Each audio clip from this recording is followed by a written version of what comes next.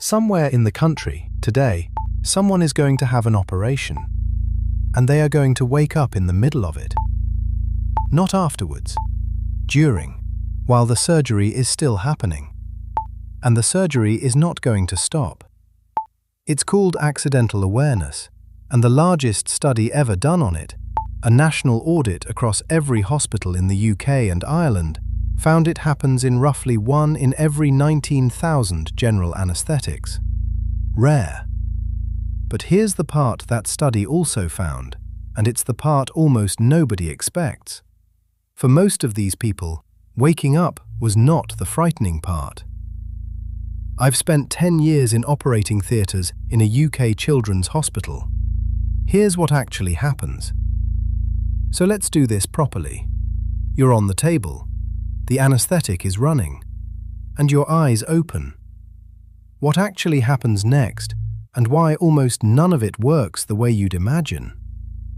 First question, if you're awake, why doesn't the surgeon just see it? Because for many operations, you've been given a second drug, one people rarely know about. Not the one that puts you to sleep, a muscle relaxant. Its job is to switch off every muscle you can normally control. Surgeons often need the body completely still. No reflex, no flinch, no movement at all. And for some operations, they need it to place a tube that breathes for you. So this drug takes your voluntary muscles offline, all of them.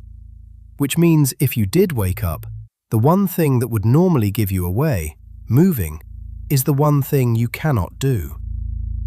Second question, then why don't you just shout? The same drug. The muscles you'd use to speak, to scream, to turn your head, to open your eyes. They're all voluntary muscles, and they are all switched off. So picture it exactly. You are awake. You can hear the room. You can feel that you're being touched. And you cannot move a single part of yourself to tell anyone. And it goes further than that, because the muscles you breathe with, those are switched off too. A machine is breathing for you, on its rhythm, not yours. So even the instinct to gasp, the most basic thing a frightened body does, you can't. This is the real horror of accidental awareness, not the waking, the trapped. And the study found exactly that. The cases that caused lasting harm were overwhelmingly the ones where this drug was involved. Which leaves the obvious, desperate question. Third question. If you can't move, speak, or breathe on your own, how would anyone ever know? They're not watching you, they're watching numbers. When a person is aware and frightened, the body leaks it, even a paralyzed one. The heart speeds up, blood pressure climbs. The skin sweats. Sometimes the eyes water.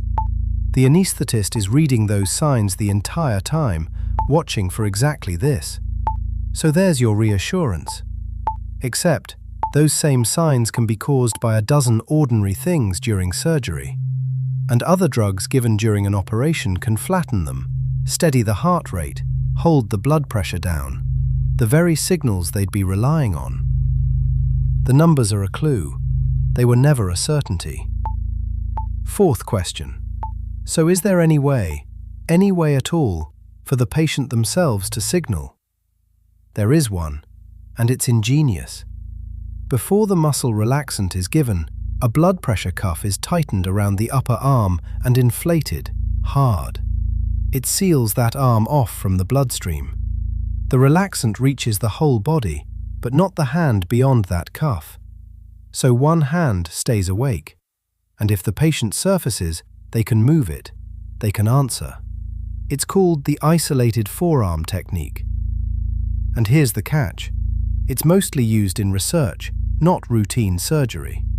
On any given day, in most operations, that hand is not free. Fifth question. So most of the time, detection comes down to a machine reading your brain. Does that machine work?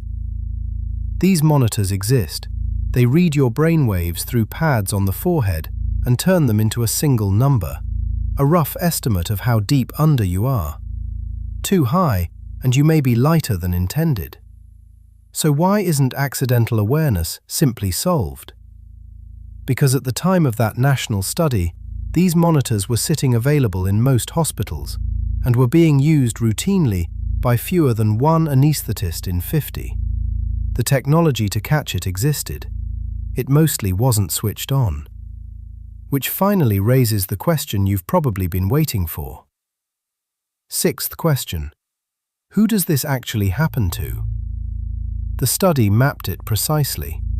The risk climbs in emergencies when there's no time for the slow, careful start. It climbs during and after childbirth, when a cesarean has to be done under general anaesthetic, fast. It climbs in heart and chest surgery. It's higher in younger adults than older ones, and higher with obesity. And one group it does not climb in: children. Which, if you'd asked me before I read the data, is the opposite of what I'd have guessed. And it's one of the reasons a children's theatre is a genuinely reassuring place to be. So, rare, hard to detect, more likely in the frightening, rushed moments. There's only one question left that actually matters. Final question. If it happened to you, would you be okay? Here is the honest answer, and it's two halves. The first half is genuinely reassuring. Most episodes are brief. The large majority last under 5 minutes. Many people feel no pain at all. They recall a sound, a sense of the room, a feeling of pressure, and nothing more. The second half is why anaesthetists take this so seriously. Around half of the people who experienced it were left with a lasting mark: anxiety, sleep disturbance, a fear of anesthesia that never fully leaves. And the worst affected were the ones who felt it during the surgery itself, and the ones who were paralyzed and could not signal. So the frightening part was never really waking up. It was waking up and being unable to tell a single person you were there. And that, precisely that, is the thing modern anesthesia is built to prevent.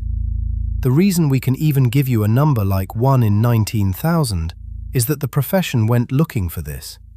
It ran the largest audit of its kind ever done, gathered every case it could find, worked out exactly when and why it happens, and turned that into checklists that run over you on the day, whether you're awake to hear them or not. The old estimates put this at 1 or 2 in every 1,000. The real, measured figure is roughly 1 in 19,000. Not because it was ignored, because it was hunted down. You are not going to wake up in there. And if you understand nothing else about the room you're wheeled into, understand this. The entire machine around you exists to make sure the answer to tonight's question stays a what if.